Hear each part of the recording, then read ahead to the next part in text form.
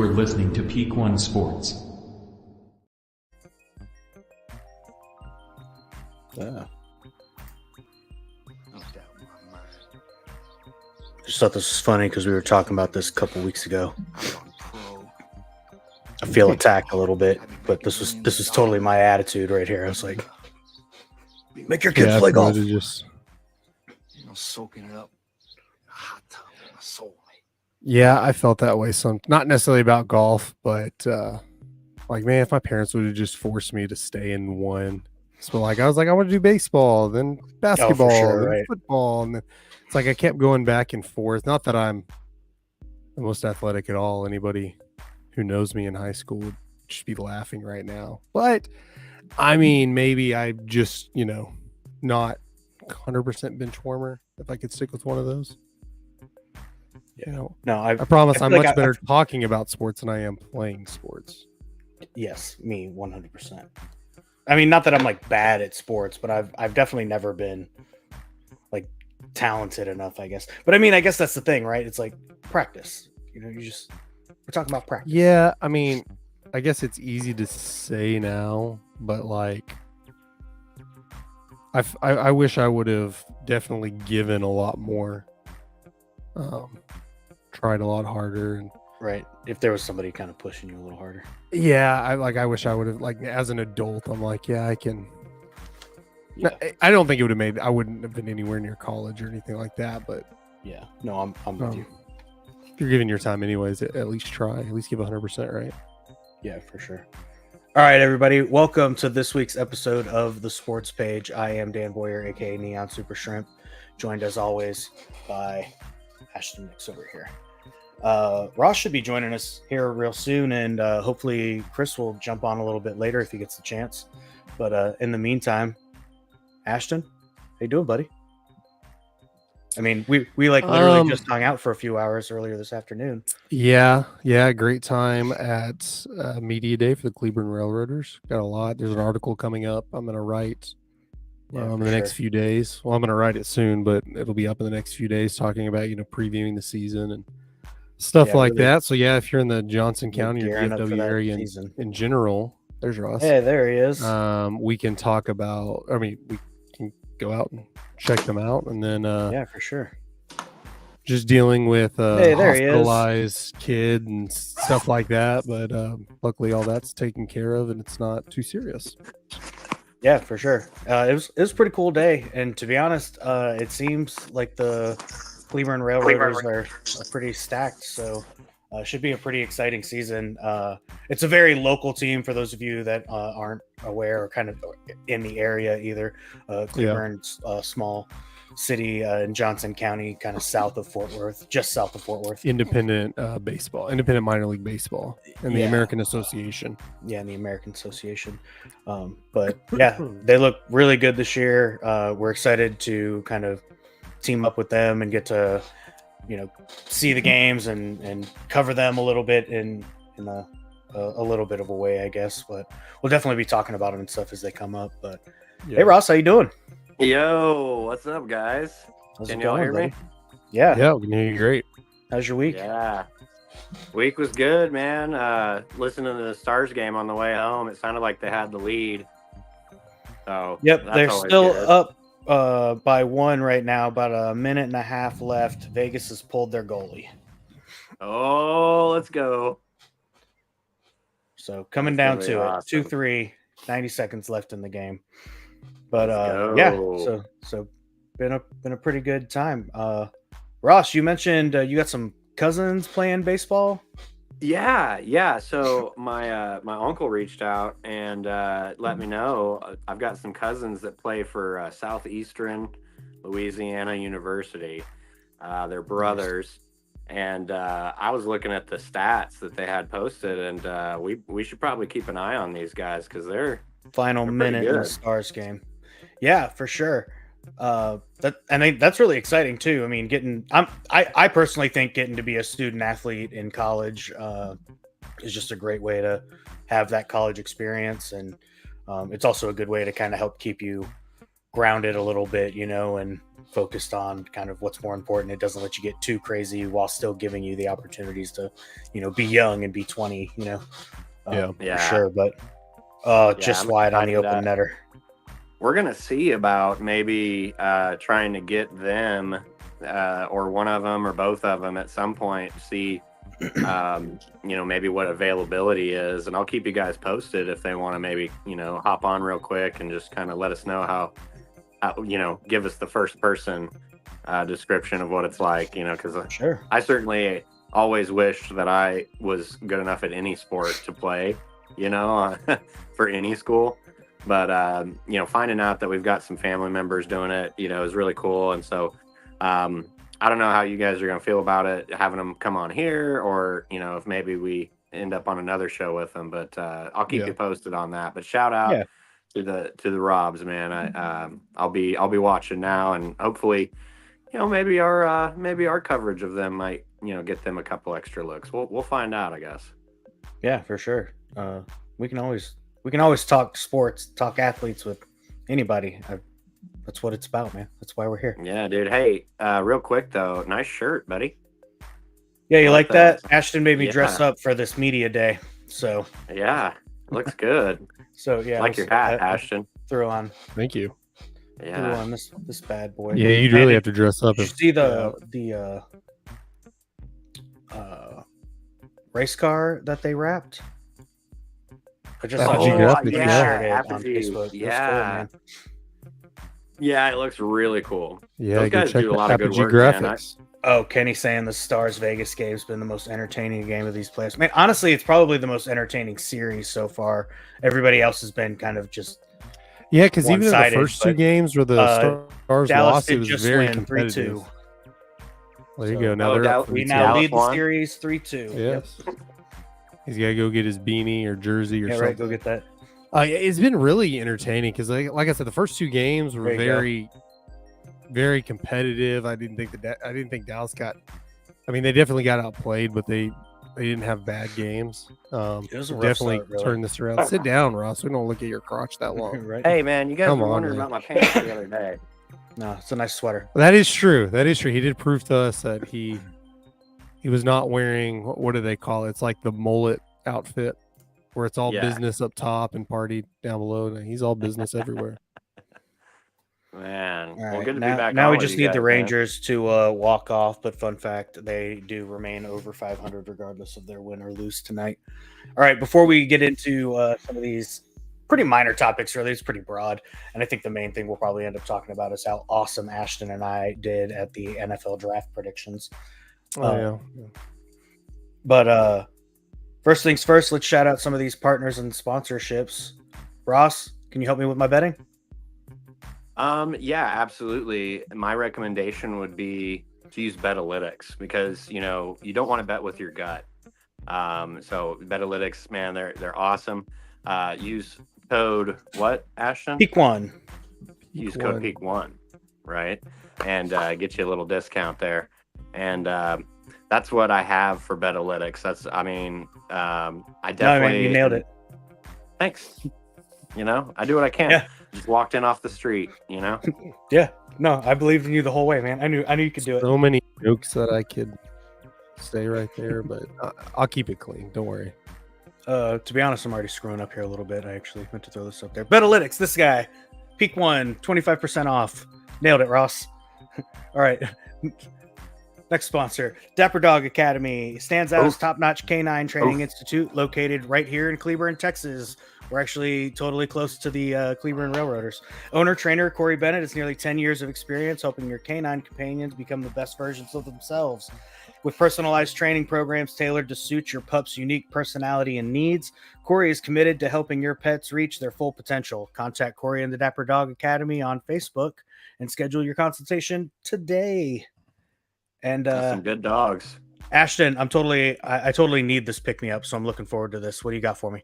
Well, why did you let me go last? Because I've been waiting to drink this because we have a new flavor. I know, Where's right? my We should have camera? just started Dubby, right here. We're about to try this new flavor. If you're looking for a superior energy drink to replace those inferior caffeinated beverages, Dubby, D-U-B-B-Y, you got it up right there. Dubby contains 0 sugar 0 maltodextrin. I'm still not sure if I'm saying that word right. 0 fillers, 0 artificial colors or dyes, and 0 proprietary blends.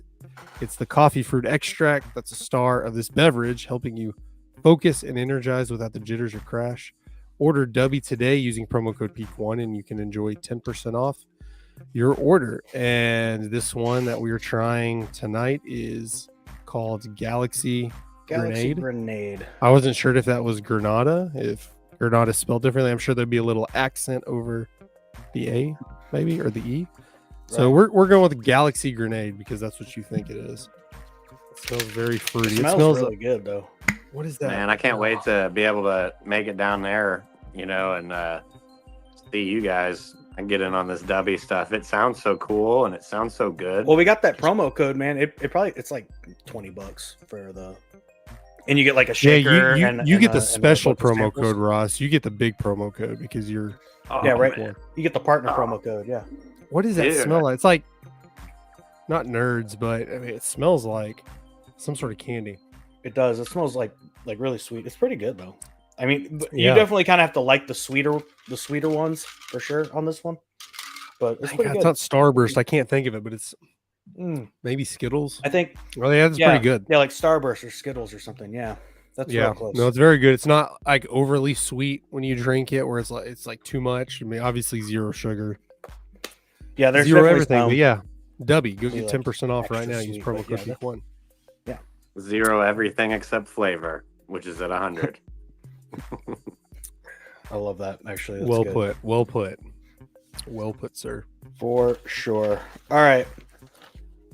What do you guys want to talk about first? You want to talk Rangers? You can talk about the Stars win. Mavs? Yeah. Let's talk Stars. Let's do it in order tonight because they're going for the clean sweep where you have the Rangers in the bottom of the ninth still down 1-0. But so far we're 1-for-1. Stars win. Let's start Stars. Perfect. Let's start with them Stars, man. Coming off that win. That was a tough game. I don't know how much of it you guys got to watch. That first period. Woof. Like giving up that second goal for Ottinger was tough. He actually had, in my opinion, he basically had the save, but he just slid over and his skate got behind the post and he just left enough of a gap for him to slap that puck right in there, and he took advantage, man. He got behind Ottinger and Ottinger lost him for like just a second there. How about that hit on Sagan, man? Where they called it the elbow to start, and then they ended up switching it to like just roughing. So it went from a 4-minute major to a 2-minute minor. Yeah, I actually saw that one. To be honest, it was kind of ridiculous to me. I was happy initially with the 5-minute major just because I actually thought he got high sticked or something. Then they showed what happened, and Sagan's kind of behind the guy, and the guy straight up throws like a back fist at him and just pops him in the face. And I was like, that seemed awful intentional, So, I mean, I get it, but I mean, initially I thought it was a high stick, so I thought he should have gotten like a 5-minute and got ejected or something, but it turns out he straight up like looked at him and said, pop, just back fisted him, man. It was a straight UFC move. It was kind of funny, but hey, shout out Adam. Go Stars. Yeah, right. No, Adam was also rocking that neon, the black and green jersey last night on Shut the Fuck Up. I love that jersey, man. That is such a sweet jersey. I want one so bad. I need it. I really like that jersey. That's a good one. Like of all the jerseys. And your birthday is not too far away. I mean, end of the year. I got like 6 months or so, but could have been appropriate. 5 minutes in a boot from the game is a bit much, says Kimmy. Well, I mean, I thought the 5 minutes because I thought he got high sticked, once they gave him they reduced it to 2. I kind of thought it should have been 4 because it was a pretty blatant punch, like he just. Well, and they said even the commentators, like Razor Ray was saying on the radio, he was like, man, if this was the NBA, that's like a flagrant, bro. Like you're out for sure. Yeah. But because it's hockey, it's a little bit different. And then, one thing maybe to talk about would be the whole ref situation, because a lot of Stars fans have been feeling like we've been playing against the refs this whole series, and that conversation. I don't think that was the case tonight. They got like 6 power plays the last time I heard. If there wasn't another one. Yeah, there were a couple of calls. But I mean, luckily they've kind of overcome that a little bit. Yeah. I try not to be biased. Like I do feel that way a little bit, but I'm trying to keep in mind I am a Stars fan. So, but no, I typically in most of my sports fandom am able to call out. Yeah, we got the call on that one when it goes the other way. And I typically don't defend it. I just be like, hey, it happens. You're gonna take it where you can get it. Yeah, no, I mean, I'm totally with you, Ross. It seems like they had been playing against the refs and everything. So I was glad to see that, like, we got 6 power plays tonight. So that was a little bit of a relief. Hopefully, like, it continues in our favor a little bit here. Honestly, I think this is going to 7. I didn't think that initially, but, you know, Vegas came out so strong in those first 2 games. Dallas has been kind of scrambling a bit to play back. I'd love to see him keep the streak alive and just end it with the next game, but I think we're going to 7. I guess we'll find out. Yeah, for sure. All right, that Rangers game, yeah, end 9th. Still, it's bottom of the 9th. Oh, it just ended. Yeah, so Rangers take an L in game 2 to oh crap! Come on, computer. There we go. Rangers take an L in game 2. Yeah, Kenny, I agree. Yeah, no. Stars. Well, I mean, for sure. I mean, now. it's win or go home for Vegas now. But I don't know. I really hope the Stars pull it out, but I don't know. I guess I got a bad feeling this is going 7. But I want to say I've seen before that, like, statistically, the team that wins game 5 tends to win game 7 or something like that, or tends to end up winning the series more than the team that loses game 5. So I always consider game 5 like a very big game if you get to that point, especially in like a 2-2 series. Because I mean, in my mind, a 7-game series tied 2-2, it turns into a 3-game series. Now it's, you know, best of these next 3. So, but I don't know. That's just the way my brain works, I guess.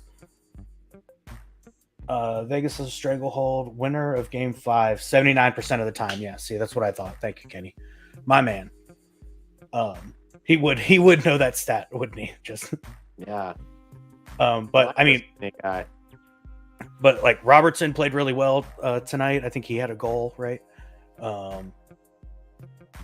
Man, I wanted was it the major or whatever they gave Sagan for the head-to-head? Looked a bit more like a flop to me. Like it didn't look quite as vicious as he kind of made it seem. And then I was really surprised that they go back on the replay and like uphold it. You know what I mean? I was like, did he really head to head this guy? Like, I feel like, and the guy on the referee that they brought in on the broadcast was talking like the same thing. He was like, he kind of like moved like a little bit out of the way. And like, so he like stands up a little taller, and it was kind of like his own fault for getting hit the way he did. But yeah, I mean, it didn't seem very head to head to me. So I didn't like that call either. But I guess my thing is like, how come the guy that got hit didn't have to come out of the game to go through concussion protocol if it was such a bad head to head? I don't think he went through concussion protocol. He did come off. He was off the ice for a little bit. But yeah, I don't think he went through concussion protocol or anything, because they were showing him on the bench, and I didn't see him really getting like checked out or anything. So that's a good question, Ross. Like I agree. Like that. I mean, if that's what it was, you know, whatever. Yeah, because they still won. I'm so glad Stars came out on top. It's a big game. Oh yeah. Yeah. Anytime the Stars win, it's good. We really have to talk Rangers then, since the Stars got the win. I guess we have to talk Rangers. That's. I mean, I don't necessarily think there's too much to talk about. I'm glad the Rangers are still managing to keep over 500. I did mention it last week, and now I'm saying that Bruce Bochy is, in fact, through the first month of baseball. So I think this is a really cool statistic. Bruce Bochy has never been under 500 as a Ranger. So yeah, keeping it alive even with this loss tonight. We're still one over 500. So through the Andrew first... Heaney. Yeah. Oh, sorry. Go ahead. Through this first month of baseball and everything, keeping the streak alive, I think it's a really cool stat.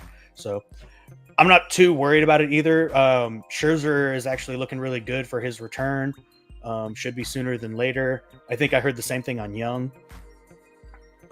So, Yeah. I'd like to think that our lineup will start to, come alive more, and our pitching rotation will get a little bit better. Hell, Dunning just had 10 strikeouts on Sunday when I missed Langford's in the field home run. First home run in Major League Baseball, and you get an in the park home run. Like, that was insane to me. And it was driving me crazy because I was like trying to tell my girlfriend about it, and she has no idea what this means. And I'm like, you don't understand how difficult You didn't hit it it is over to the hit a wall. You triple just in Major League Baseball, let alone an all in the the park way. home run. Like, it's got to be the perfect bounce. And man, it did. It bounced right off that wall and like split the defenders and just kept going. Yeah. I was like, man, it couldn't have been any better to get an in the park home run. And he's fast enough, at least, like, young guy. Yeah. So there's plenty of guys that aren't fast enough that wouldn't have been able to leg that out. So, like, good on him. First home run is an in the field home run in Major League Baseball. That's pretty incredible, I think. Yeah. That would have been Rangers- a cool one to look up to see how many other people have done that. That the very first home run they hit's in the park. I think that's got to be a really low number. Of people who can say that. Yeah. Kenny wants to know how many jerseys you can put on in layers. Well, Ross. hold on. Answer is how many you got. No, Rangers are Right, still a that's the half restriction. game back. They had a chance to tie the Mariners for first place, but didn't.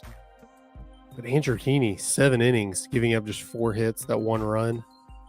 Normally that gets you the win, but Yeah. they just couldn't get the bats to work, which I guess I'm not too upset about because they're a really good hitting team and they'll figure it out. Yeah, None. I'd like. I I'd like thought he to was going think to come that- back with like 5 jerseys on. Hot. It was too hot, bro. I was gonna try. I mean, those star sweaters, man. I mean, that's why they call them sweaters, right? Like, keep you warm. Yeah, that one is one I got for my birthday. It's like it was. I was gonna say, because you got a couple, right? Because you got a green one. Mm-hmm. Yeah. Yeah, like the and then, home jersey.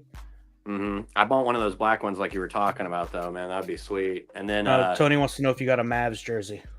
no, I need to get a Mavs jersey. I allocated the Mavericks jersey to my son. I got him a Luka jersey, and so I probably need to get my own, definitely. But I was gonna go grab another Ranger shirt, and then I have one of the red jerseys, Dan, from the good old days. Actually, Dan, it was like 8 years ago today. I got a memory on our Facebook that's the game that we went to together. Yeah, I I saw don't know if you that. saw the post. Yeah, we had gone. Yeah, Mm-hmm. man, we used to go to a lot of Rangers games. I haven't been able to go to nearly as many as I used to, but I used to go to Back probably a then it was- handful of games every month. I'd say, dude, we used to be able to spend like, $30-$40 on tickets, and you're sitting pretty close, man. Like, but Yeah, I no, guess- Ashton and I were talking about it earlier Yeah. because I was telling him, like, I had a very specific section, and like where we parked is actually where the Mhm. ballpark is now. But we've literally been in games, and I was telling him for like somewhere between $20 and $40, depending on like the game and the day of the week and that kind of thing. We would get Dude, these dollar seats hot and dog then sit night. out there. Yeah, go out there on like dollar hot dog night. Dude, or back in the something. day, like I think it was in 2010, their first World Series run. I went to may one of have gone those. like to 10, 12 games, but like I would start by, getting like the $5 or $6 bleacher seats in center field. And then if you buy them through the website, they always send you like a 50% off code. And then, so I'd use those to buy more tickets. And I think like by the end of it, I ended up taking, I don't know, it was like 5 of us that went, and we had gotten such a big discount where it was 5 seats. I want to say it was like 10 rows back, somewhere in there on the bottom level, like right field. And we didn't spend more. It was like less than $100 for all of us because all the discounts. Just you keep going, and they send me more codes. Like, I'm going to use them. I'll tell you, one of my favorite memories from the old ballpark was that Dr. Pepper deck, the club up there. That if you bought the tickets, it was all you can eat. And they had, the like, all you hot can eat dogs seats. between it. Yeah, they still have that at the new ballpark, but I'm sure it's more expensive. But yeah, we got those for like, I want to say like $20 bucks a ticket or something. If you go like on a Tuesday or something, with like weekends are always expensive, but you get your money's worth. Once you eat a couple of hot dogs, you get nachos, like everything pretty much but alcohol. I think there was some candy involved, but like cotton candy wasn't included. You pig out and get your money's worth really quick. Yeah, the last series in that stadium, I went to 2 of the games. They were playing the Yankees, and I don't remember if it was the last game or which game it was, but I went with Wounded Warrior, and they had gotten us the all-you-can-eat seats too. They're really cool, and I mean, it's not often that somebody hits like an upper decker up there, but like Gallo every once in a while, that was always cool. Would just crush one up there. But I mean, but for like what it is and everything, all the free food, if you've got kids, it's a great spot. Plus there's like the restaurant type area inside. You can sit in there too, and they got TVs that are playing the game too. So if you got kids, it was a great spot. I've heard that they have it at the new stadium. I don't know where it is. It's in the same. It's like the home run porch. It's a home run. Okay. It's the same place. Yeah. It's I don't know if the whole home run porch or certain sections of it, but it's the same deal. Yeah, the upper deck of right field. I think it's still called the home run porch of the new stadium. I feel like they do have all you can eat seats there too. I feel like this has got to be. That's a lot of hot dogs there, Kenny. For real, right? I mean, I don't even know how many hot dogs like would be like the average for a stadium to go through in a single game or something, but.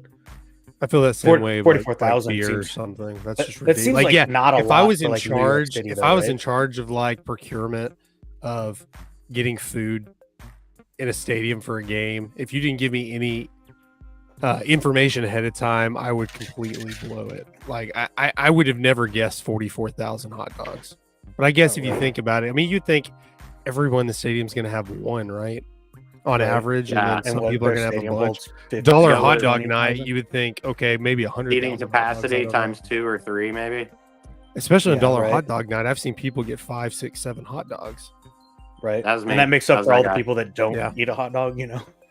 Yes, yeah. 44,000. That's really not. If it's $1 hot dog, I feel like I got to eat at least 5. It's like the first thing I do is like you get a beer and 5 hot dogs. It costs me all of like $8 or $9 or whatever.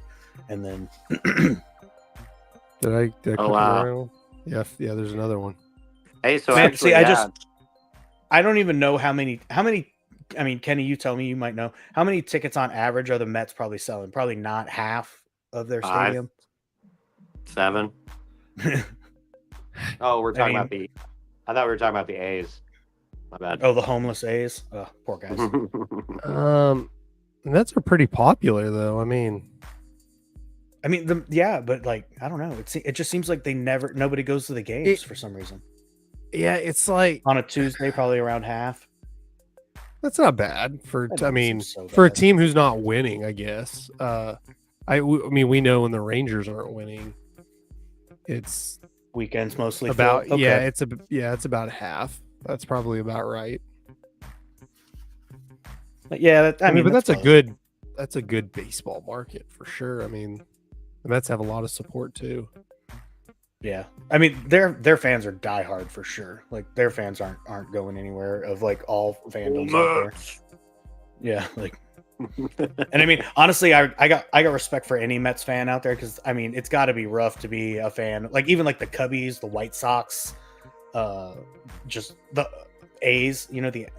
These are just tough teams to be fans of. It's inconvenient to get a stadium. I wonder if the Dodgers and Giants ever nag on Mets fans because they basically just took their colors.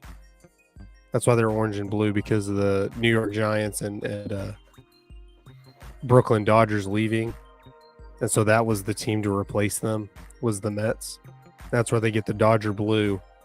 And Kenny's going to jump on here and say, it's not Dodger blue. I mean, it's obviously not called Dodger blue, but that's where they get their color scheme from. But now they become kind of rivals. Like at the beginning, I'm sure it was a cool homage, and now it's like, nah, we don't copy other teams. I don't know. Yeah, for Let us know, Kenny. Did I just speak blasphemy by saying y'all copied? Or didn't copy? I mean, it was obvious what y'all were doing, but. Well, I guess since we're also talking just other baseball stuff, I'll share this. showed this to Ash.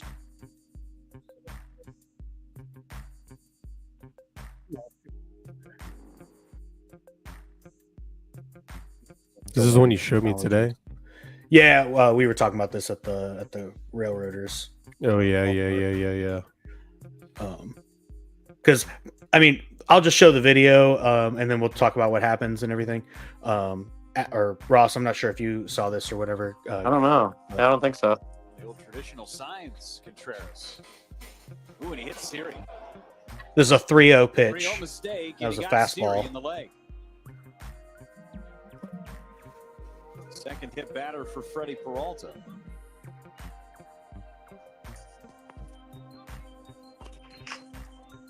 The umpire's out in front, and the umpires are going to come in and have a discussion. Are they going to issue warnings?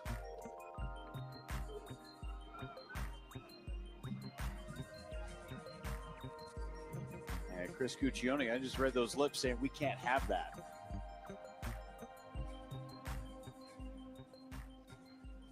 So Siri was the one who hit the home run off of Freddie back in the third inning. Up a 3-0 pitch that got him in the leg. You're on. He's out. Dang, bro. Says you can't hit him on purpose. Did they just toss him? They just tossed Freddie Peralta? No warnings? So we know it was on purpose? That's not I mean, it was a fastball. You don't. It's your a 3-0 And pitch, Pat Murphy fastball coming out. inside There's that hit no him way on the you can leg. eject him after one hit batter. He's going to lose his mind And here. coach is obviously out here. He's about to tell him, he's like, "You're fucking wrong." If he threw him out, I mean, that is really bad. Right here, he's gonna say it. You're fucking wrong. And Pat Murphy just got tossed. He's out too? Yep, now he ejected. Ejected this. I also want to say, Warning for- I get that. Milwaukee Brewers have like Have the an coolest ejection of logo, the I starting think, pitcher in baseball. after just I love that one hit batter MB on that makes a 3-0 glove. pitch. Yeah, it's kind. I mean, That obviously seems newer, excessive. Yeah, newer uniforms, but it looks more old school. yeah. But I love that logo. Going away from like their millennium, turn of the century uniforms, where it's like gold and dark blue. Yeah, that's To go more yellow. Now they're really just jawing back and forth, but so that's pretty much what that was. But for those that didn't necessarily catch it all there, it was a 3-0 pitch, no strikes, and he dealt him a fastball straight in. You can see it on the replay. Actually, it comes right after that. But it's a two-seam fastball that he throws like inside, like way too inside, obviously, and it hits him on the leg. Umpire ejects him, basically telling him you can't hit him on purpose. I personally think it's pretty obvious that he hit him on purpose. He had actually gone yard on Freddie just earlier in that game in the third or fourth inning or something. But yeah, boys, thoughts? Should he have given him a warning first? Was it okay to eject him? I mean, I don't think you can't get mad that you got ejected. I mean, it was kind of obvious. Sure, I think it could go either way. The other team can't get mad. They don't eject him because there were no warnings or anything like that. But I mean, it's like F around and find out. You did it. No warnings were given. You're right, but you did do it on purpose. Yeah. I mean, that's typically when they give warnings, but like I don't know, like issues where somebody gets hit with a ball after, I don't know, doing a bat flip or something like that. That's when, like, okay, we need to calm this down. But if you're going to hit him, don't do it on a 3-0 count with a fastball. It makes it like at least throw a slider or something. I mean, I know the point of it is you have to hit him with, make it hurt if you're going to hit him intentionally. But at least you could say, hey, I lost control, but it's a fastball. You're not going to miss by that much with a fastball. Not typically. Yeah, for sure. Let me see if I can fast forward this just a little more. Because they do show like the replay from his home run. I cannot believe that Chris Cuccione threw out. So why do you think that the announcers that are calling the game are so like flabbergasted about the throw out? Because no warnings were given. Yeah, no warning, I think, is the biggest issue that they're kind of having with it. But they should be showing this replay any second here. Which I mean, makes sense. I was gonna say both ways make sense. I just don't think This is the home run he hit earlier.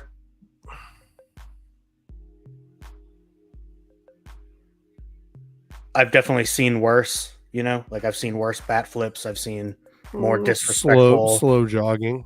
Sure. Slow But I mean, I've jogging. definitely I get seen it, but and then you can see that. that was wasn't definitely a even like he two-seam even inside. jumped. He tried to He get out even of the jumped way. back and it hit him right on. Yeah. Yeah. So. I But, mean, throw a better pitch and they won't hit a home run off you. Yeah. Ross, what do you think? Man, I don't know, because I guess after you look at it real close, you can see how far off he is. So when you play at that level, you would expect to be able to get it at least closer to the zone. Go W. But also, I don't know. I think maybe they should have given him a warning at least first. I mean, if that's kind of the normal way that they do it.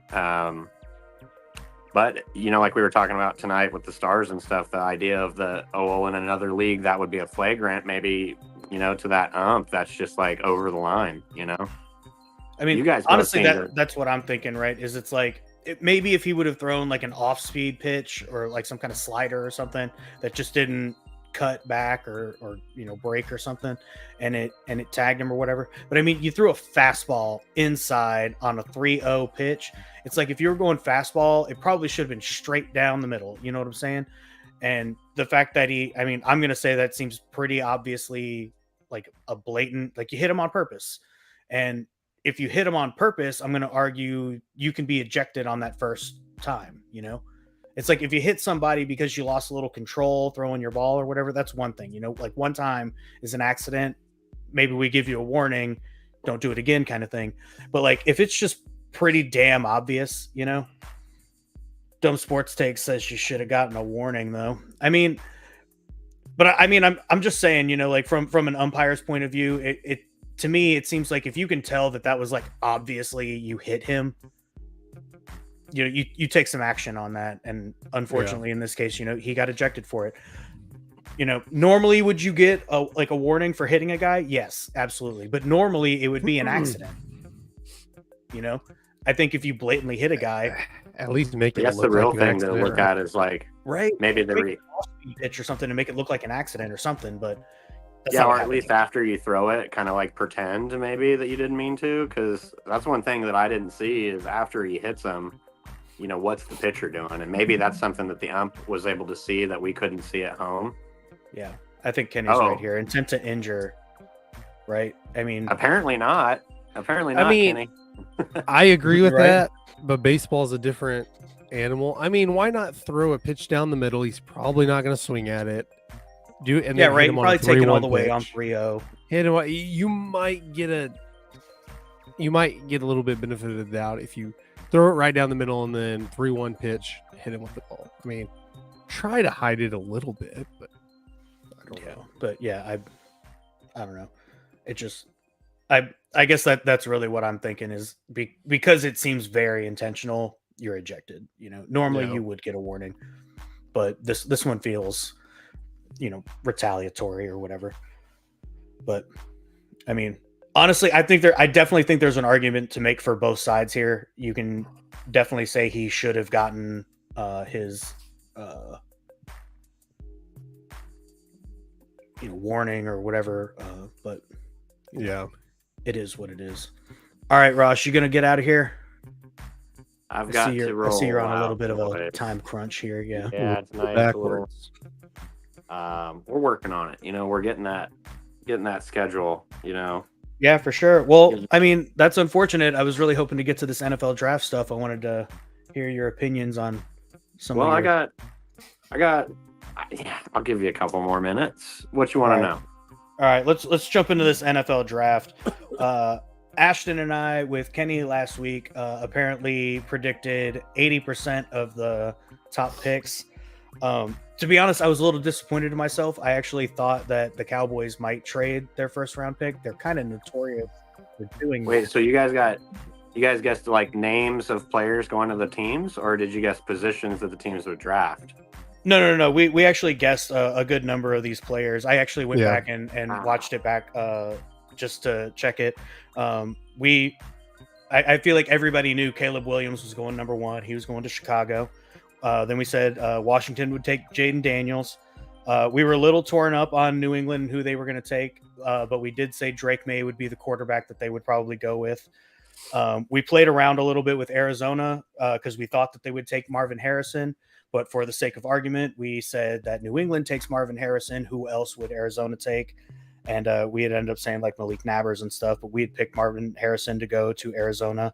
LA Chargers is one that we actually missed. They went Joe Alt. They picked the first offensive tackle. We did not pick that. But for the Giants, Kenny and I actually had a conversation. Kenny thought that they were going to go running back. I said that I thought they were going to go with like Malik Nabers from LSU to try and help them stretch the field and just kind of invest in Daniel Jones instead of trying to draft a new quarterback and, do all that, pissing away of their draft picks. Well, Kenny didn't have a bad point though. They did get rid of Saquon, so. Oh, for sure. But I mean, for what they're trying to do, I think with their offense, I think you could get a decent running back out of the draft in, like the 3rd or 4th round or something. I didn't think you needed. I got to know though, what do you guys think about Atlanta? Pick.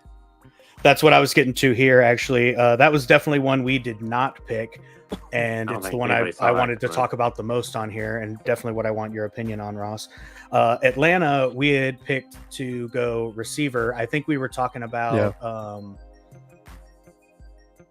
Worthy, from Texas. Xavier Worthy. A possibility of that. I think we went through a couple of different names. Yeah, we did. But yeah, that was who we had expected Atlanta to draft, was possibly an offensive lineman, but we were expecting them to go receiver for sure, and they obviously blindsided everybody going Michael Penix Jr. Ross, do you think this is actually, just before I get your thoughts, Ross, Ashton, you had said that you had read like some articles or something, how this might not be so bad. I think it was overthecap.com. Don't quote me on that. Go back and listen to our episode Saturday of the leadoff, and I quoted them correctly. But more or less that the way Kirk Cousins' contract is structured, that the Falcons can get out of it, make him a June 1st cut in 2026. So really, they can save like $30 million on their cap if after this season and after next season they decide they want to move on with Michael Penix. They can get out of that and still benefit from either Penix's rookie contract, or if they want to go ahead and give him a contract then if he happens to work out. I think this is definitely a sit down year for Penix, unless he just balls out and So I guess Atlanta does have some options and some outs and everything. But Ross, tell me, like, what is this? Well, I watched it, and the first thing that came to my mind was this is exactly what Green Bay did with Jordan Love and Aaron Rodgers, and that's worked out pretty well for him now. Granted, everybody's scared about all the money that's involved, but I think when you really want to talk about it, franchise quarterbacks, of the old days, right? It took them a while. It wasn't, it's just been recent that we've had a lot of rookies come in that get instant starting time that are instantly successful. I mean, there's like 3 or 4 guys that we could name. And so for me, while I think it maybe isn't the right pick, it might have just been the right time for the pick. So now keep in mind, Kirk Cousins is also coming off an injury with his Achilles. So as far as I know, I mean, and don't hold me up on it, but I think he might not be fully healthy all the way yet, right? So there could be some questions about, about Kirk Cousins. And so having somebody like Kirk Cousins with his experience being able to teach Michael Penix through these years, just like Aaron Rodgers did with Jordan Love, I think could be beneficial. And if that's true, what Ashton's saying about being able to get out of it, like you guys had mentioned, here in a couple years, I mean, that's like prime time to get this kid going, later on. And then, it's football. Injuries happen. Kirk Cousins, misses games sometimes. Not really a bad idea. I think what scares everybody is the fact that Kirk Cousins has been to, team after team after team with these huge contracts. And so now all of Atlanta is like putting all of their eggs in this Kirk Cousins basket, and then nobody saw it coming. So I think it was more of a shock thing, but honestly, I think it's oh, there you go. Yeah, Kenny's got a good point.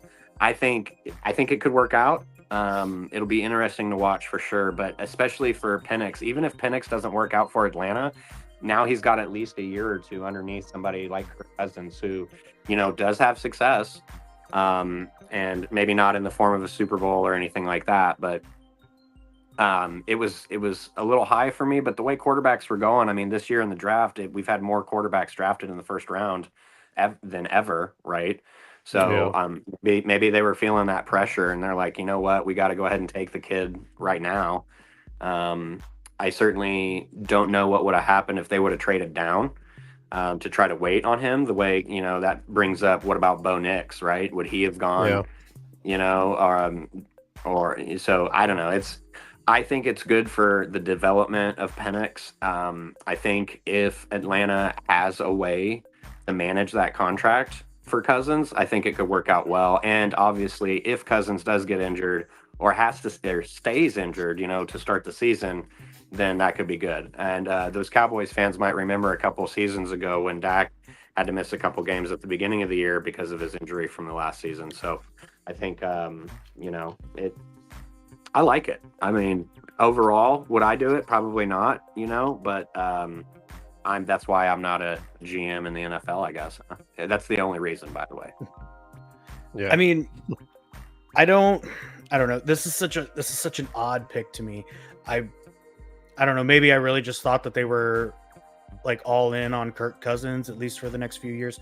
I'll admit I didn't realize what Ashton had been talking about as far as Atlanta's ability to kind of restructure Cousins' contract, cut him, release him after 2 years. I'm with you in that sense, like knowing that now. I think, like I was even saying to Ashton the same thing you were kind of saying, Ross. I think you see more out of quarterbacks these days that get drafted and aren't immediately put into like that starter position. They're not expected to be like the face or franchise quarterback, day one of their rookie season. They get like that year or two off where they're able to, I don't know if it's like their body needs to heal, their brain needs to catch up with the speed of the game. Like they just need to get like, familiar. I don't know what it is necessarily, but it feels like these quarterbacks, like you're saying, just get so much advantage out of having like 1 or 2 seasons where they just kind of play backup.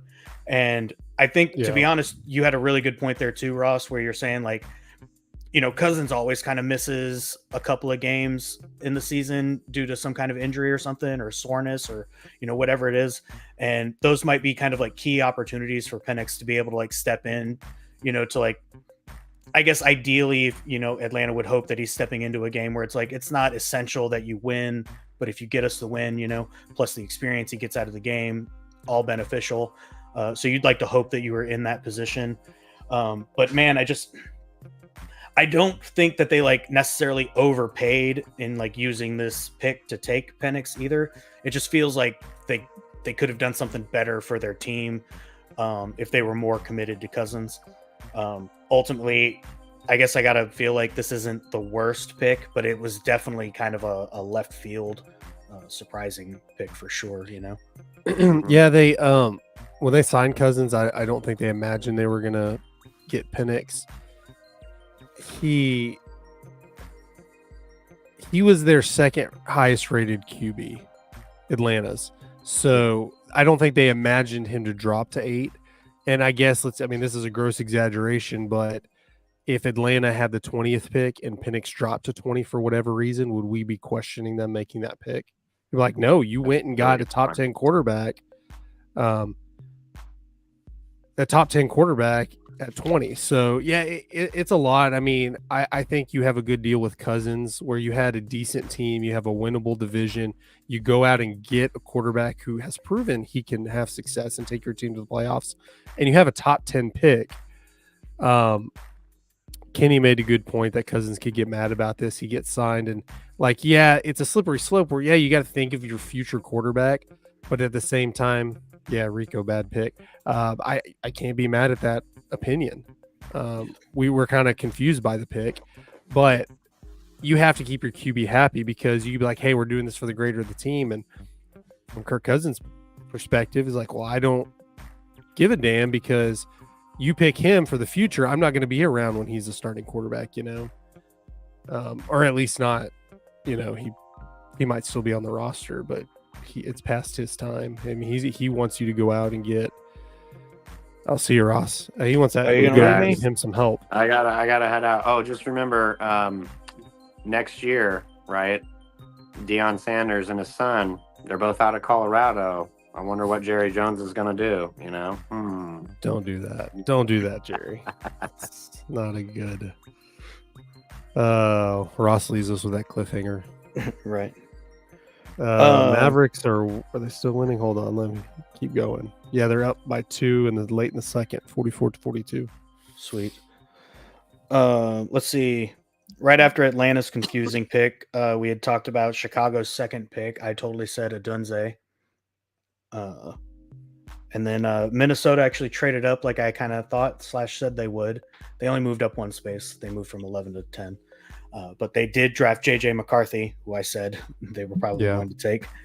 Then we scrambled down a little bit. The Eagles stayed right in their spot. They took Kenyon Mitchell, cornerback. Oh, yeah, Kenny, we're getting there. I just wanted to finish up the last little bit of this draft stuff we had here, which we were totally saying we expected the way the Eagles' offense is already stacked. Their needs are pretty much defensive. So in this highly offensive first round draft, they were definitely one of the few to take a defensive player. Didn't surprise me. Probably a pretty good pick for them. Dallas traded from 24 to 29 with Detroit. Detroit took a cornerback as well. And Dallas at the 29th went offensive tackle, which was pretty much exactly what I was hoping that they were going to do. And the fact that they were even able to kind of trade down just a little bit. And what I'm thinking was probably still get at least one of the 2 guys that they wanted from 24 to 29. It's a boring pick, but if you think of the fact that, at least from my perspective, the few players I kind of had them, I mean, Guyton wasn't one of them, but he's the same caliber of player at the same level as the ones I was thinking. So the Cowboys still get the same level of player I was thinking and picked up a little bit of draft stock. Wish they would have got a running back out of it, but that may lead us into talking about Zeke here in a second. Crap, I lost it. Tyler Guyton, that's right. Yeah, he wasn't one of the top 5 offensive tackles that I had written down. Either. But I agree with you. Not a sexy pick, but we need a good tackle.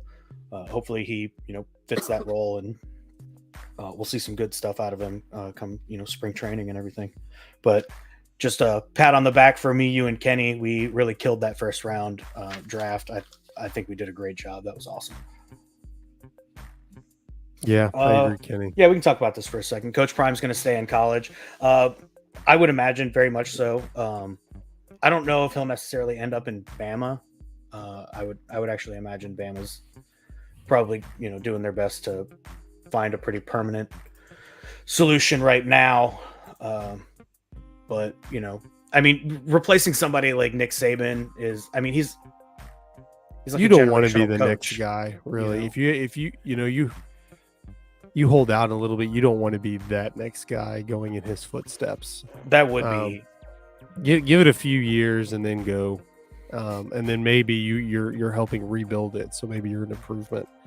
You take your opportunity where you can. I'm not saying necessarily don't take the job, because there's only so many of them out there and so many people wanting to be running big time college programs. But it's tough to be that guy. Yeah, for sure.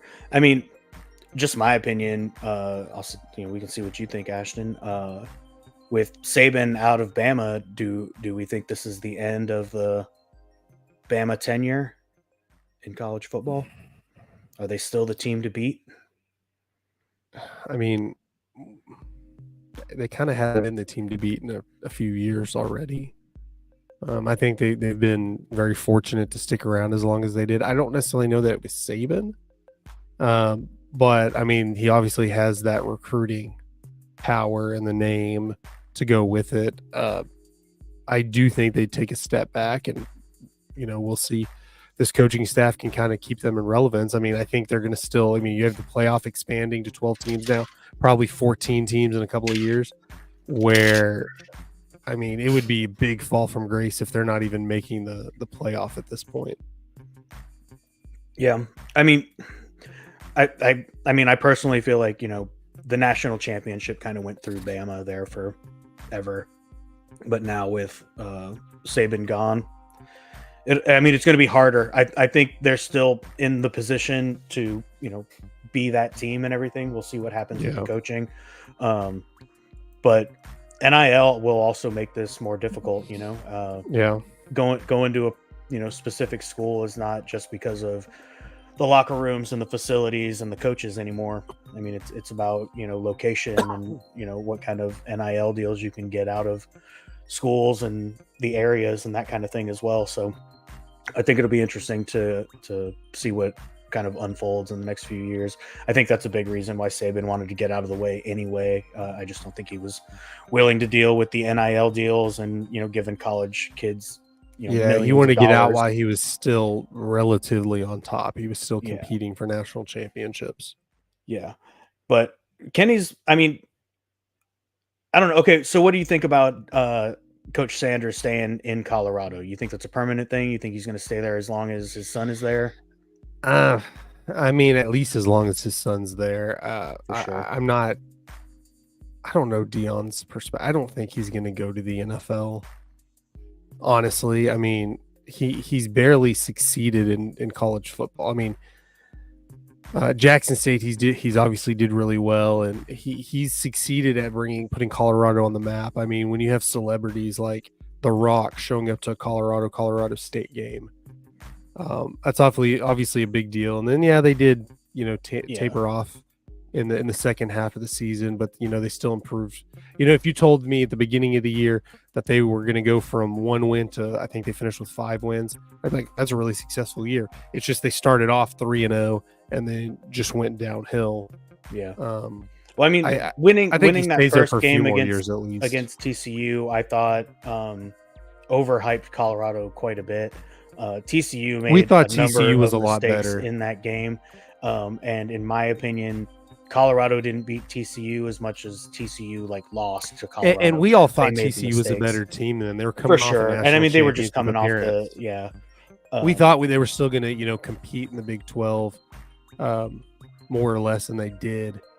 And definitely looking back, you're like, okay, you played bad against USC, you ended up coming back, but USC wasn't near as good as we thought they were. Same with TCU. Colorado State we knew wasn't good, and you had an exciting game, multiple overtime game, but I mean, take it back a little bit. Yes, there was a lot of hype around them, but he still succeeded in getting that Colorado team back on the map, and now they're going to the Big 12.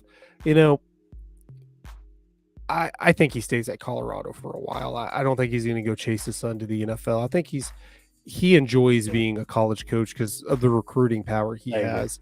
He's not going to have the same power in the NFL. Are they going to go sign free agents because it's Deion Sanders as the coach? Maybe, but you still have a cap you have to deal with in college. I could see him going to a bigger school with more money. Not necessarily Texas, but a school like Texas going to a bigger program who can really hype up. If he can show that he's a decent coach, at least, I think adding to that, I think a big program is going to take a chance on him. If he says I can compete at Power 5 or Power 4, whatever you want to call it now, 5 years of Colorado, then he's going to be gone. Yeah, I exactly, Kenny.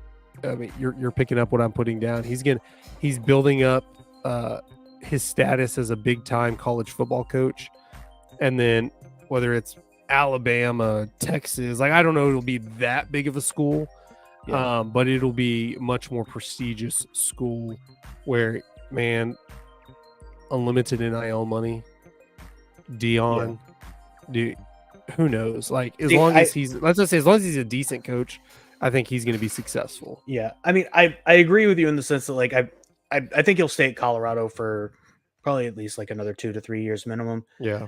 then maybe he moves on to like a bigger school. But I don't see him going to somewhere like Texas or Bama because I feel like he likes the challenge of being the underdog a little bit. I think that's even why he like kind of why he kind of picked Colorado.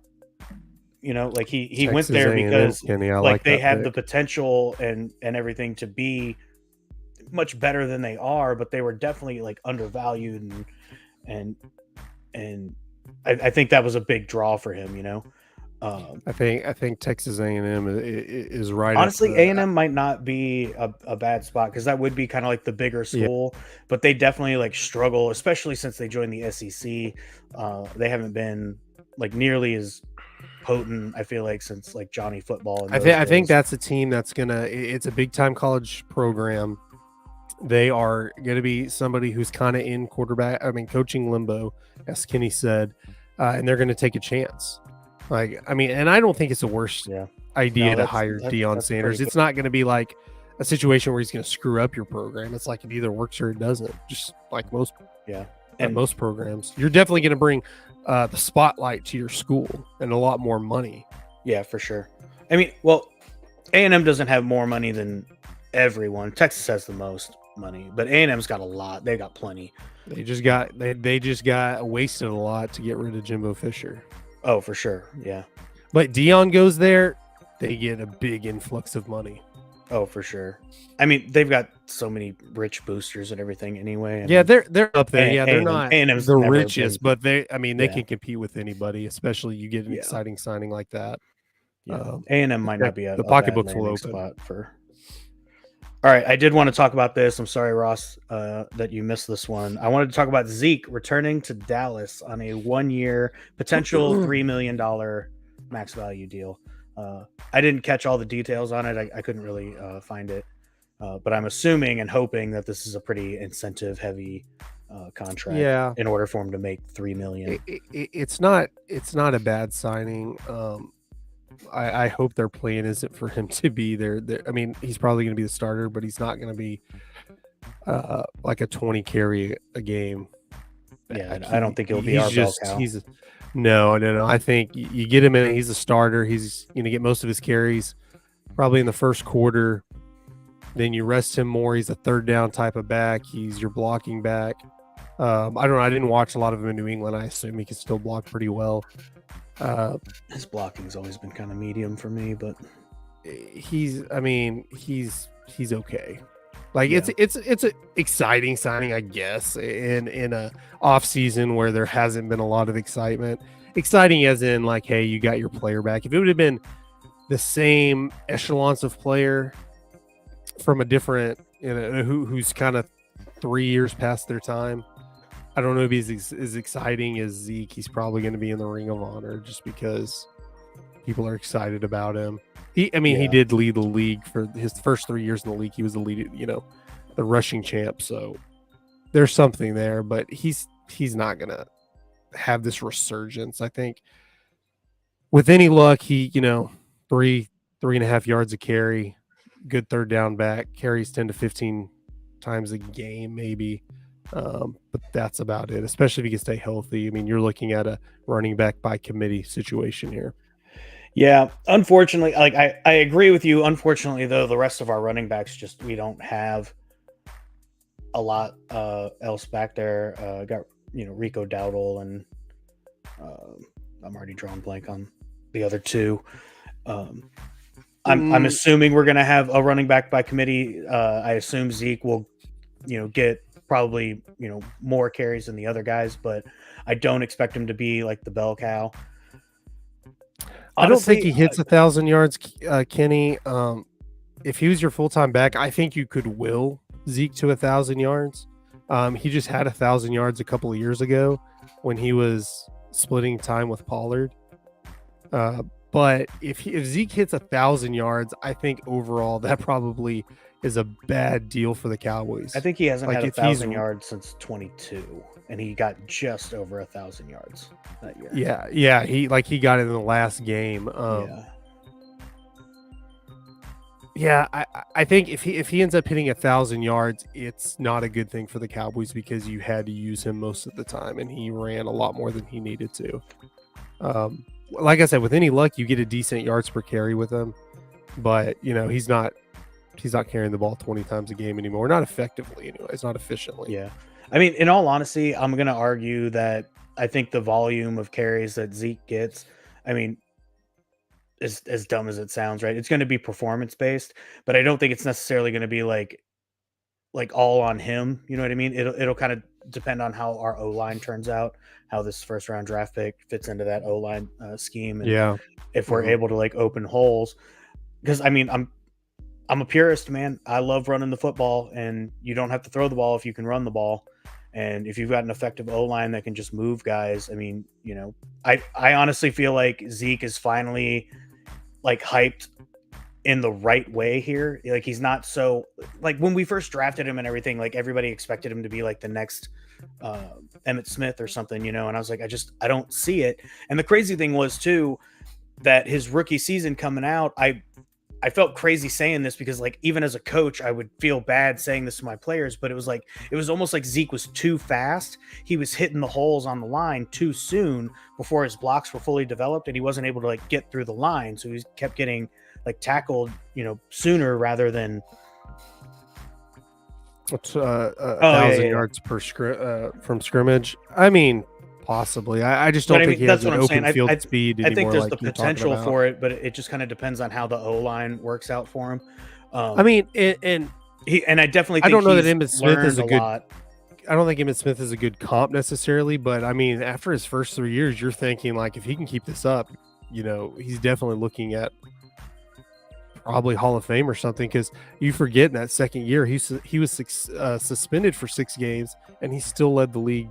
Rushing. Oh, for sure. Well, I mean, he had a rookie rushing record too, So I mean, I'm not trying to like, because honestly, that was my big thing, right? Was like his rookie season, he still had that rushing record, but it felt like on a lot of these, rush plays, these like dives and stuff, right, where he's just supposed to hit that A gap, and he would just kind of like get there like a half step too soon, and it was like, man, if he could just let his blocks develop a little more. But it's crazy to like tell a player like, hey, slow down.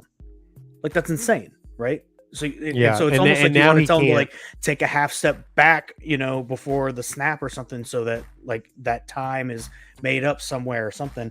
And now he just doesn't have that speed, and once he gets hit, he's down. You forgot the suspension? No, we didn't. We never forget. No, I think he was saying he forgot the suspension. No. But yeah, I mean, but forget the suspension when Ray Rice got 2 games for beating his that was a girlfriend, fiance, wife, and Zeke got 6 games for being found innocent at Ohio State and a parade. And whatever. That was ridiculous.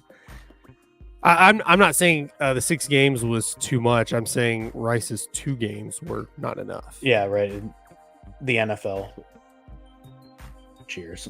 Jeez. But I mean, I honestly, the prodigal son returns. I'm kind of excited about it. I didn't necessarily know who or what the Cowboys were going to do as far as trying to replace. What's his name? Just went to Tennessee. What are you talking about? Pollard? Pollard, thank you.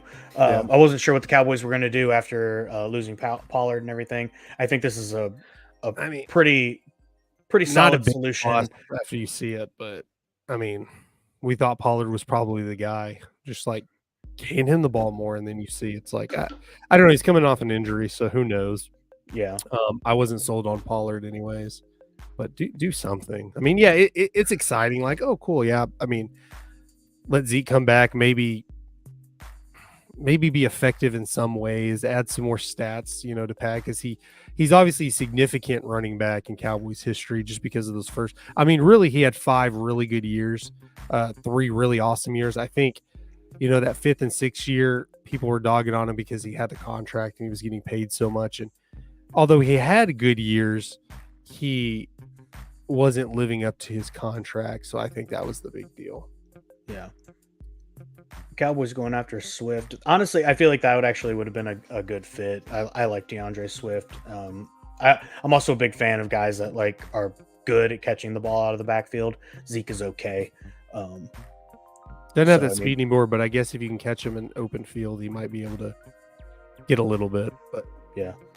I mean, you know, I think it's funny. I would love to see Rico Dowdle do more stuff, but I'm always going to kind of root for the little guy on the football field. But to be honest, I don't necessarily feel like I saw a lot out of him last season. I don't feel like I saw like too much negative out of him either, you know, but I feel like maybe I just didn't get to see enough of him to kind of yeah, get a good feeling out of it. I mean, you can have that hope that, well, we haven't really seen these backs. Let's see what happens. Yeah. But I mean, I'm not sold on the running back situation. You know, maybe they make an in-season trade, but I don't even know who that running back could be. I guess it just depends on different team situations where they thought they were going to compete, and because of injury or whatever that they're not, and they're trying to, you know, get rid of some guys. Maybe you get a guy that way. Yeah. See, Doncic, 15 points, 5 rebounds, 5 assists. At halftime, Mav is up 56-46. Love it. Up by 10. I mean, 10 is nothing these days. 10 is nothing. No, that's totally it's 3 scores but I had sent y'all the stat earlier. Luka already has more 30-point playoff games than 98.6% of all players in NBA history. He's played in 30 Yeah, games. He also averages 30 points, 5 rebounds, 5 assists per game, and it's only him and Michael Jordan. I get he's only had 30 playoff games or something like that. So it's tough using the averages when it's like wait till you've played 100 playoff games or whatever to average out. But I mean, I feel like he's played enough where averages matter. It's not like, hey, so and so's hitting 350, 375, 10 games into the season. I'm like, well, wait till later. I think he's played enough playoff games where it's significant. Yeah. It's a fun stat. It's not like, oh, he's better than LeBron. He's better than everybody. Like, no, he's good so far. Like that's something you can be proud of. That well, I mean, even he's averaging 35 to have played 30 playoff games by this point in his career is significant, you know? Yeah, we were just talking about that earlier too. We were talking about that. Knicks. Oh, that was not good because we were talking about the Islanders letting Carolina come back. I'm like, it must be bad if you're an Islanders. Carolina scoring and a Knicks 2 goals in 8 seconds for a second time. Yeah, I can't remember. Remind us. Maxey scored. How many points Maxey scored? Like 6 points in like the last 30 seconds or something like that to take it to overtime. Nearly eliminated. I know you'll know, Kenny. But it's a ridiculous number. It's like not quite what Reggie Miller did against the Knicks. I think he scored like 8 points in the last how many ever seconds. But yeah, definitely there.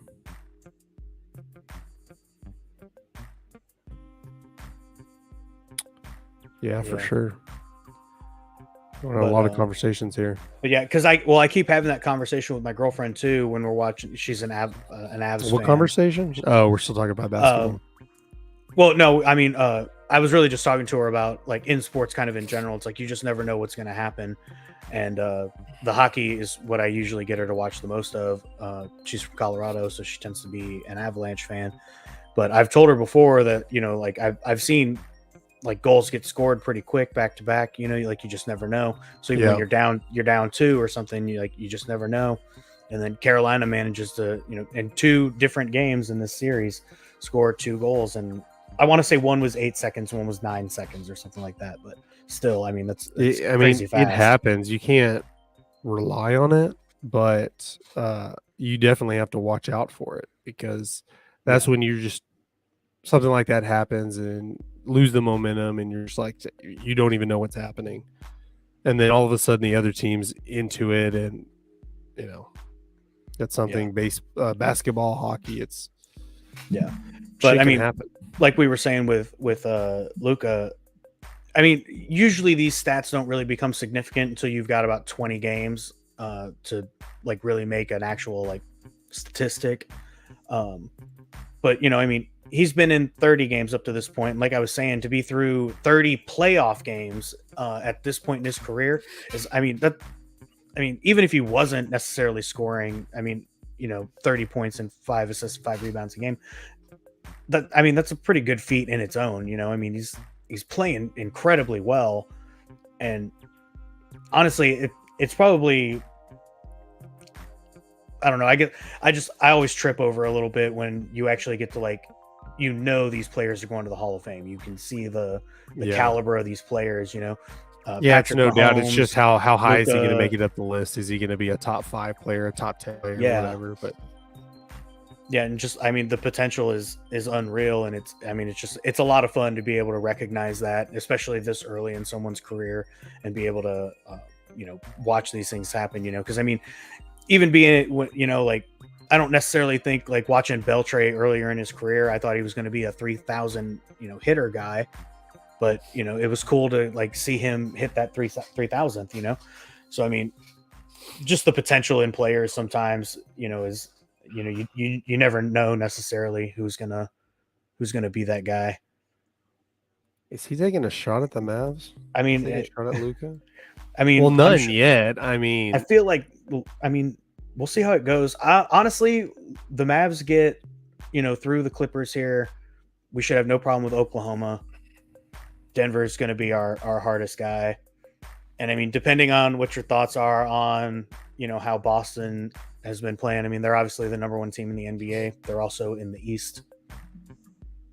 So I think the Mavs have a real shot at winning this year. Luka does not have one. The Mavs only have one. They won in 2011. Yeah. Just a few years before Luka. His playoff experience before this year: lost to the Clippers in the first round, lost to the Clippers again in the first round. Then they beat Utah, beat Phoenix, lose to Golden State in the conference finals, and then they're back playing the Clippers again. No titles for Luka yet.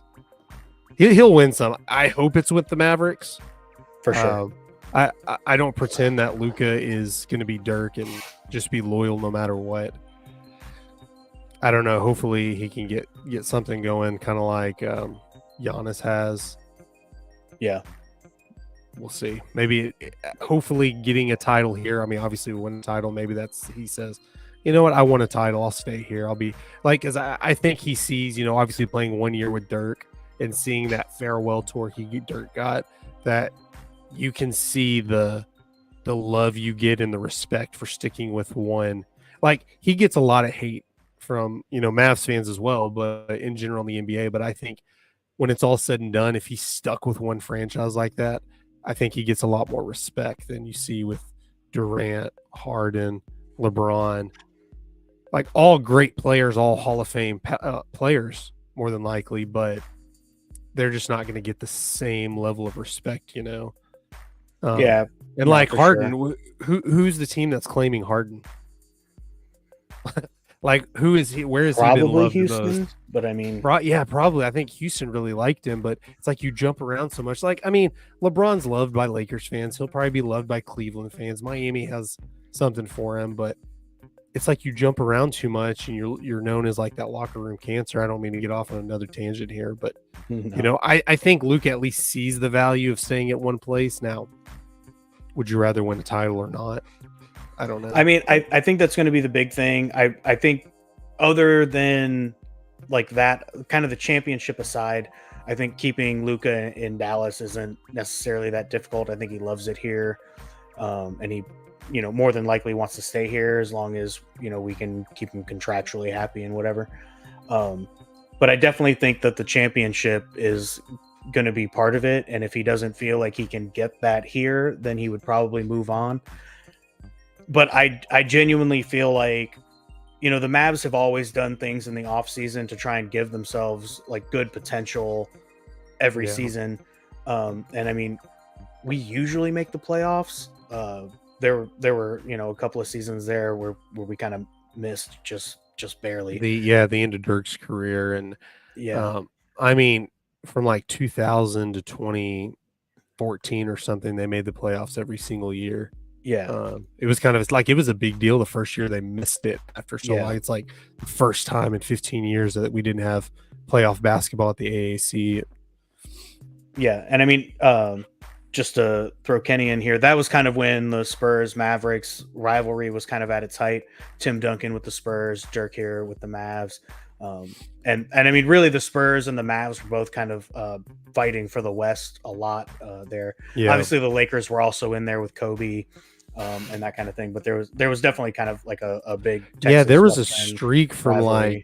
like 1997 to God, I don't remember how long, but every single finals from like 97 to late 2000s, later in the 2000s, every Western Conference team in the NBA Finals was either San Antonio, Dallas, or Los Angeles. Yeah.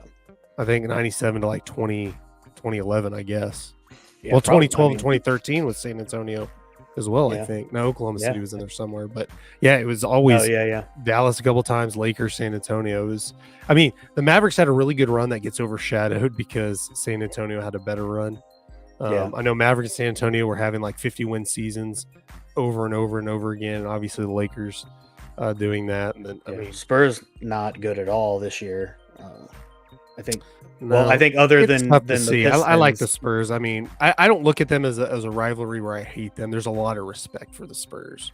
for sure. I mean, to be at least honest, from them. Greg Popovich is probably one of my favorite coaches, and he's he's beloved by San Antonio. I mean, and they love the Spurs down there anyway. I mean, it's their one big like major league sports franchise down there, so they absolutely love the Spurs down there. And Pop is a local celebrity. You know, I mean, everybody loves Pop, and watching him coach. Even through those early 2000s and like the rivalry with the Mavs, I mean, I didn't necessarily hate them. They were very good. Tim Duncan too, man. Some of the stories of him like straight up telling guys like what he's going to do before he does it. And then he's like, all right, I'm going to post and go left. All right, I'm going to swing it out. Ball's coming back. Like, and just playing these guys like this, it was, I mean, he was a top level player anyway, and he was a lot of fun to watch too. But there was definitely like I didn't want them to win just because I wanted the Mavs to win, and man, they got close a few times before 2011. His making some good runs in the playoffs. there were some rough playoff series. I mean, I know the Mavs had won a couple. I think they won a couple, and then I mean they really competed in theirs. It was a nice little rivalry going. Yeah. But it was just tough. I think the Mavericks would have made it a couple more times if it wasn't for the damn Spurs, Oh, for sure, right.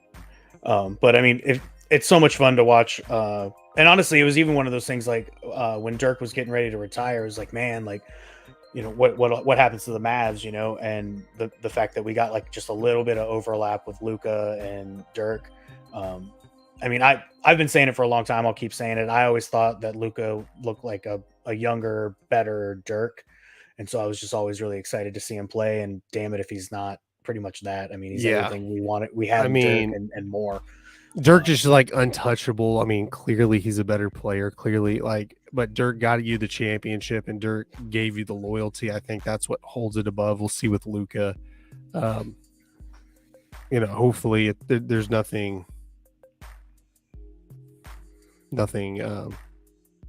If he doesn't stay a Mav his whole career, it's not like a LeBron type deal when the first time he left Cleveland where it's amicable and Luka will be still welcome back and he'll go in the Mavs Hall of Fame or whatever you call it.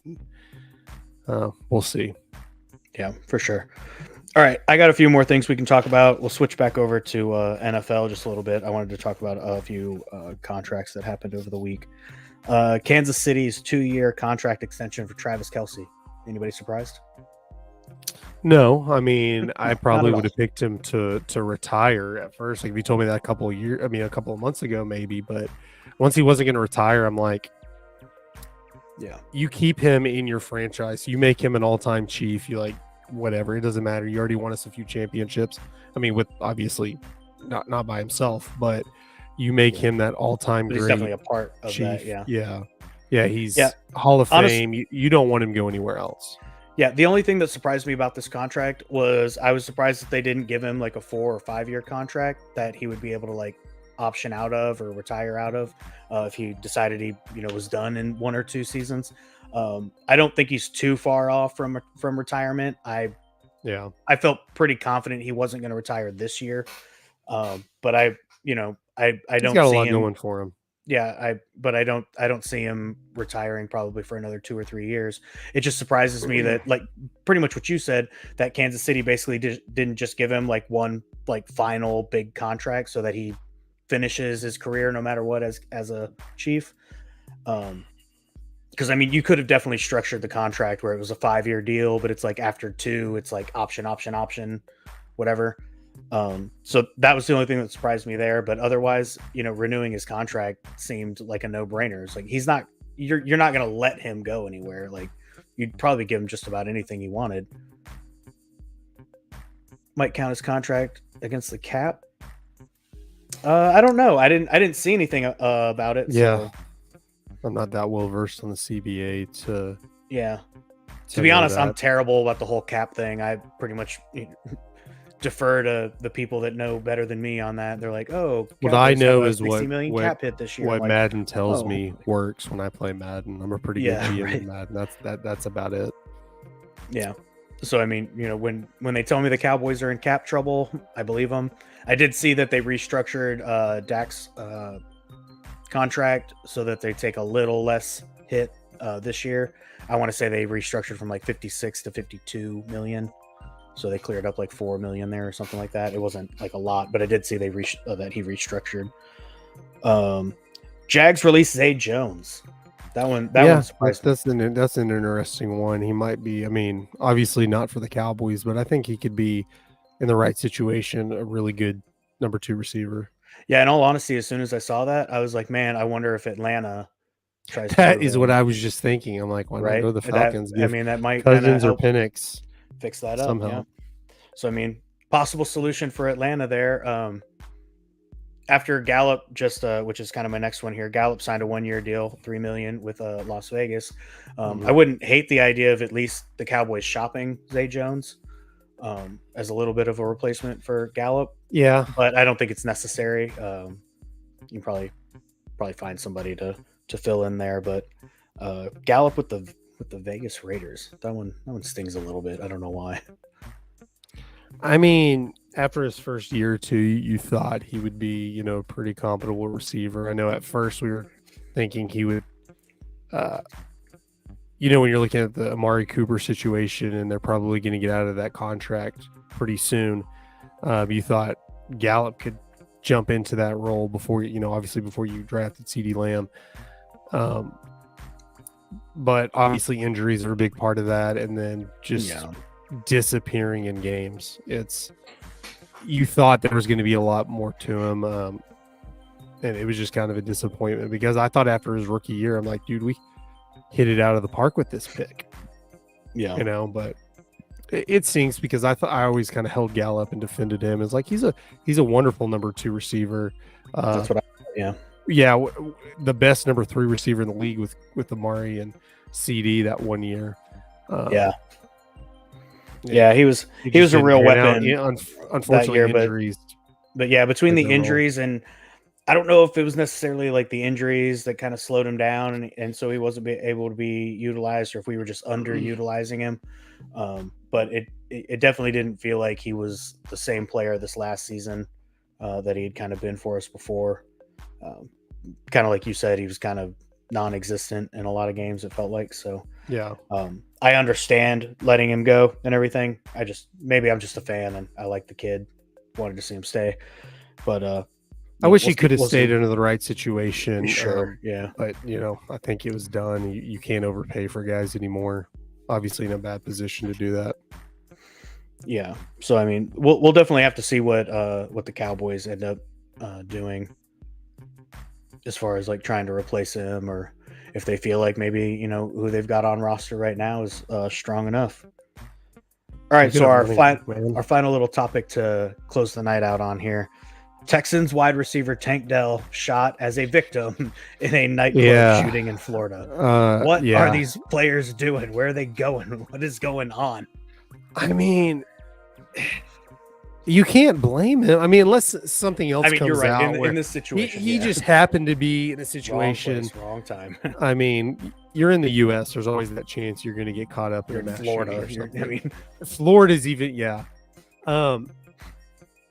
Just rough. Yeah, because I felt close to this where just last week or just last Saturday on the leadoff, we brought back our thread segment. top-notch advice there. Stay out of Stay out Florida, of yeah. nightclubs in Florida. Yeah. But we brought back our segment because, you know, looking at uniforms and stuff, and we're doing the Texans uniforms, looking at their new uniforms, and Dell was one of the I guess you would call it a model. He was one of the guys that were modeling the uniforms. Yeah. And so it's like I knew of Dell, and then I saw him like, okay, yeah, he kind of sticks in your mind more. And then it was like the next day I got the alert on it. I'm like, man, that's Right. interesting. We just it felt a little closer there, and I was like, oh gosh, I mean, he was already leaving the hospital, so, you know, obviously wasn't a serious deal, if you can say that about being shot. being shot.